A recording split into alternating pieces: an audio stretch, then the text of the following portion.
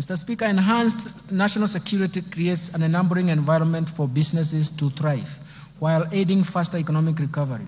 It is in this regard I have proposed an allocation of 377.5 billion to support the operations of the National Police Service, Defense and National Intelligence Service and Prison Services. Mr. Speaker, the proposed allocations include Kenya shillings 173.1 billion for defense, 110.6 billion for National Police Service, 46.3 billion for the National Intelligence Service, and Kenya shillings 32.7 billion for prison services. I have proposed an allocation of 13.9 billion to cater for leasing police motor vehicles and the modernization program.